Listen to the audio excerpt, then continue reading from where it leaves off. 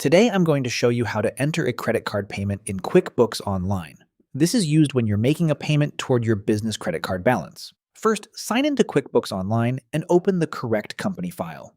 From the dashboard, click New or Create. Under the Other section, select Pay Down Credit Card. This opens the credit card payment form. First, choose the credit card account you paid. In the field that asks, "Which credit card did you pay?" select the credit card account from the drop-down. Next, choose the payee if needed. This is usually the credit card company or bank you're paying. Now enter the payment amount. Type the amount you paid toward the card balance. Next, enter the date of payment. Use the actual date the payment was made. After that, choose the account you used to make the payment. Select the bank account or payment account the money came from. If you paid by check, turn on the check option and enter the check number. If you want to print the check later, select Print Later. You can also open the Memo or Attachments section if you need to add notes or upload a receipt.